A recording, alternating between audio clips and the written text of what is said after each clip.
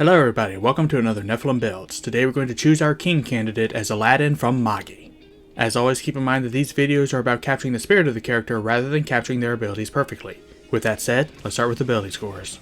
Using the standard point array, we'll put the 15 to Charisma. Of all the women he gropes, only about 2 or 3 of them ever got mad. One probably would have let him do more. And that's the real reason why Miss Dunya had to go. Next we'll put the 14 to Dexterity, he's pretty spry. After that will be the 13 to Wisdom, he's naive, but it's easy to read people when you can see the rugh.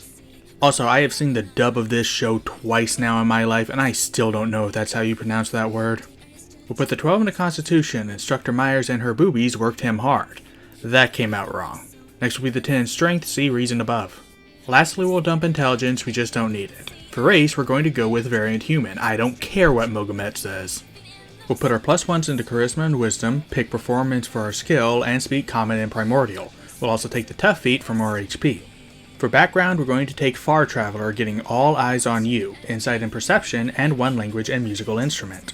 We'll take Celestial and the Songhorn for our Gen Metal Vessel. For class, we're going to start off as a Genie Warlock. We'll get Wisdom and Charisma saving throws, pick Arcana and History for skills, and be proficient with light armor and simple weapons. Now I know the genies in Magi are all blue and called gens, but since Ugo is associated with heat, we'll make him an Afridi for this build. At level 1 we'll get our Gen Metal Vessel, Bottled Respite, and Genie's Wrath for Har Har and Fagar. Weird how that apparently means Scorching Heat double palms, but is also just every fire spell at the same time. Except for one. Speaking of the palms thing, next we're going to multiclass to Monk, getting proficiency with short swords. At level 1 we'll get Martial Arts and Unarmored Defense, and at level 2 we'll get Ki and Unarmored Movement. At level 3 we'll get Deflect Missiles and our Monastic Tradition, picking Way of the Astral Self for Arms of the Astral Self. We now have Ugo arms. Now let's work on getting the rest of him.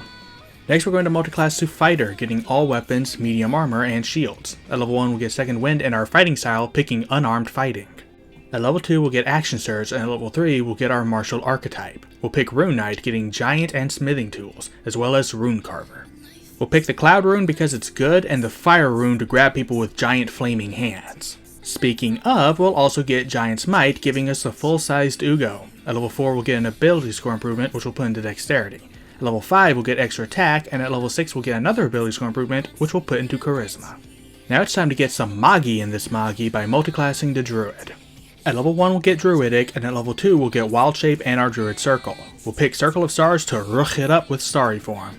Going back to Warlock, at level 2 we'll get our Invocations, and level 3 we'll get our Pact Boon. We'll take Pact of the Talisman, making our Metal Vessel even more powerful.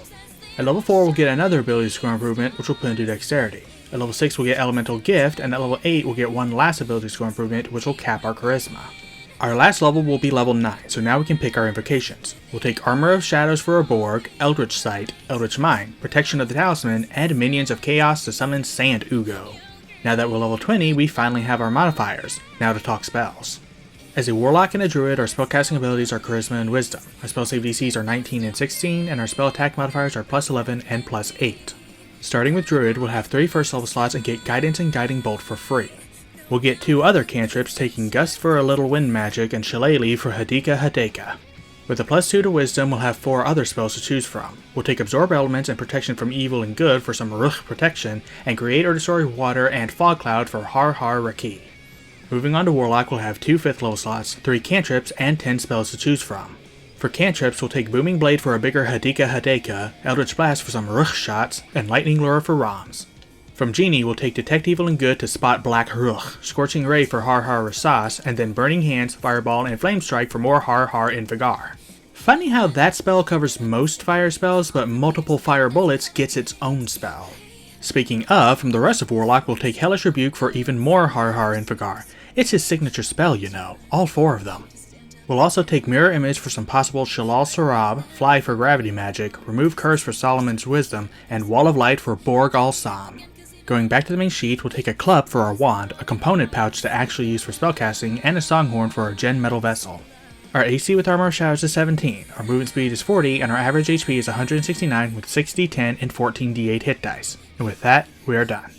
Thank you everybody so much for watching. If you want to support my channel, there's a link to my Patreon down in the description. Let me know what you thought of this video down in the comments, and I'll see you all next week when I make Denji from Chainsaw Man.